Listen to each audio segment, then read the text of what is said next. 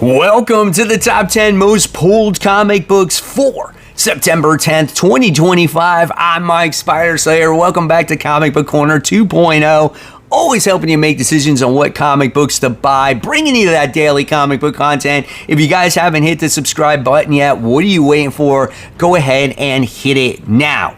So, where do I get this data from? Well, I get it from leagueofcomicgeeks.com, and what this is a website where you can create your own pull list absolutely for free. And what it does is it compiles that data and it creates the book that has the highest pull numbers all the way to the lowest pull numbers, and I do a countdown based off of that. This is not definitive sales numbers, so always remember that. This is just something I do for fun, and it's great to see which book gets that number one spot. So with that being said, let's get started. So, we always have 5 books that are on the outside looking in, trying to claw their way into the top 10. And this week, our first one we're talking about is Supergirl. This is issue 5. A guilty pleasure book for me, just like maybe She-Hulk, right? This book is 32 pages for the price of $4. This one does have 4,644 pulls, written by Sophie Campbell. Paulina Gonshu, I think is the name. Is the artist here. Again, this is a book that I think has to do with Supergirl's like animal comrades, right? I think you're gonna get Crypto in this one. You're gonna get Candy the Rabbit, Streaky, right? Hey, listen, you never know what you're gonna get in a Supergirl comic, so I'm gonna continue to read it as long as I'm enjoying it. What do you guys think about the series? The second book that's on the outside looking in goes to Superman, the Kryptonite Spectrum. This is issue 2, the second super book we're already talking about. 32 pages, $6 for this one. Written by Maxwell Prince. Art is done by Martin Marazzo. This book has 4,668 pulls. And this is a story from DC Black Label about a Superman discovering different kryptonites and his, I guess, effects with these kryptonites because he doesn't want them in the wrong hands. So in the last issue, we got to see one kryptonite mess with his mind, and in this issue, we're going to see a kryptonite that messes with his body size. So how does that affect the character in ways? Well, I'm going to have to read it to find out. I enjoyed the first issue. Hopefully the second one will be just as good. Debuting for the first time on this countdown with the third book that's on the outside looking in goes to Punisher Red Band. This is issue 1. 32 pages for the price of $5. This book has 5,355 pulls. Written by Benjamin Percy. Art is done by Julius Owada. Probably said that wrong too. Anyway, when it comes to the Punisher, I'm sure a lot of you guys are happy that the Punisher is back. And if you were curious if it was Frank Castle, yes it is. It is Frank Castle. So we're going to see what happens because he doesn't have any memory of what happens in the last run. So the last run might be a complete retcon. We shall see, but Benjamin Percy's writing it, so I'm on board. Our fourth book that's on the outside looking in is Birds of Prey. This is issue 25.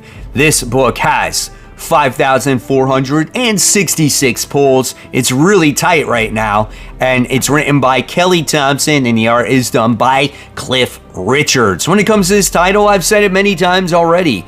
I don't read it. However, we're celebrating 25 issues of Birds of Prey, and some would say, wow, I didn't expect this book to go on this long, right? But it looks like the Birds of Prey took the fight to the Shadow Army, and they won. Who was the Shadow Army? I don't know. I don't read this book. So let me know in the comment section below. And do you like it or do you dislike it? And our fifth and final book that's on the outside looking in finally does go to an independent. And we have Spawn issue 368. This one is 24 pages for the price of $4.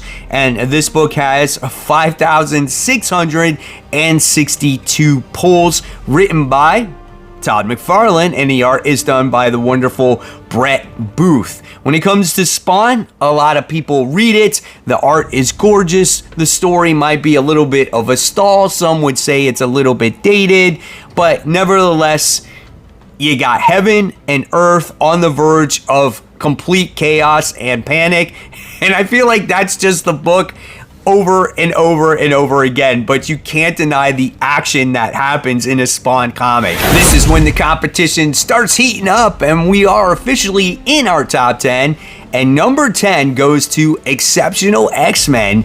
This is issue 13. It's 32 pages for the price of $4. This book has 5,766 pulls. I mean, this pull number is like right to within the tens. I mean, you could be in the outside looking in, going to the top 10. My gosh. Written by Eve L. Ewing. Federica Manson does the artwork here. Kitty Pryde is lost in time, and she's been sucked through a wormhole. So can our X characters in this book get her back? I couldn't really get into this book. I read a few issues. I thought it was okay. Have to make cuts somewhere, so I decided to drop this one. Are you guys still enjoying Exceptional X-Men? Coming in at number 9, we have Batman Dark Patterns, issue 10. This is 32 pages for $5. A lot of people love this as their favorite Batman book because it's like the ultimate detective book. This one does have 6,297 pulls, written by Dan Waters. Hayden Sherman does the artwork on this book. And when it comes to this book, we have a new case file. This is case number 4, as this one is dealing with a mysterious arsonist. So what can Batman find out about this guy? And remember, this is the final story arc before this series comes to an end. Let me know in the comments below. Do you guys want to see more Batman Dark Patterns, and do you think we will get it? Coming in at number 8, we have Batman and Robin issue 25, the next DC book hitting that milestone issue. 32 pages for the price of $5. This book does have 7,632 pulls, written by Philip Kennedy Johnson.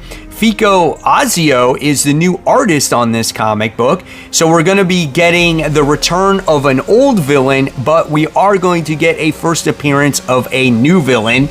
And it's good to see that this book is moving on from the Memento story arc, as I feel like people were getting tired of that one. Will I check this one out? Probably not. I'm getting enough Batman stuff, Batman and Robin stuff for right now, so I'm probably going to pass. Let me know in the comments below what you guys think of this issue once it drops. Grabbing onto that number 7 spot, we have Captain America issue 3. Now, I think for some people this title is a miss, right? Because it has to do with certain military situations. Currently, I'm reading it. We'll see how long I do read it for. Legacy numbering 774, 32 pages, $5. This book does have 8,653 pulls, written by Chip Zdarsky. The art is done by Valerio Schiti. Now, when it comes to this comic, it's going to be the origin story of Doom. We got the origin of Cap, now we get Doom, and then we get Colton, who is in this book, trying to discover the secrets of Dr. Doom's lair. So it could be an interesting issue. We shall see. Right outside the top 5 and number 6, we have One World Under Doom issue 7. I think this series got a little bit of a boost based off of what happened in the last issue, guys. This one is 32 pages, $5. This book has 9,012 pulls, written by Ryan North. RB Sylvia does the art. If you remember in the last issue, we wound up seeing Reed and Doom do a debate, and the winner kind of takes all.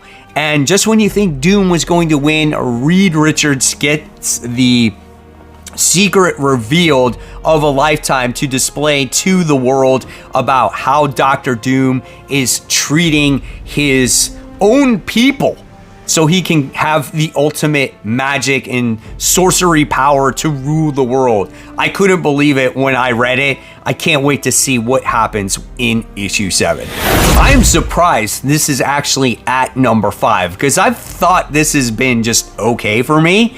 And at number 5 is Ultimate Spider-Man Incursion. This is issue 4. This is a 32-page comic for the price of $5. This book does have 9,311 pulls.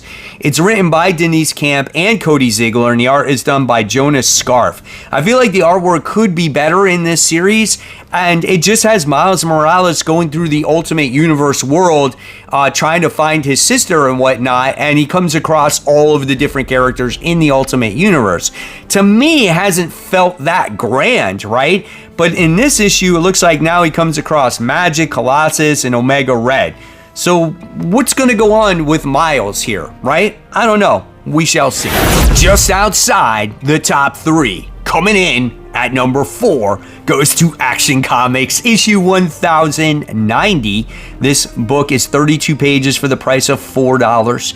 When it comes to this book, it has 10,400 pulls. It's written by Mark Waid, and the art is done by Skylar Partridge. Now, when it comes to action, I've really enjoyed this book about a younger Clark Kent developing his powers, becoming Superboy for the first time, and now it looks like he's going to be dealing with his first adversary, and you think he's a good guy, and his name is Captain Comet, I think it was?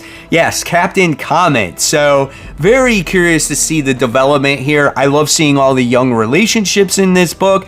This book has been much improved for me overall. Looking forward to the issue.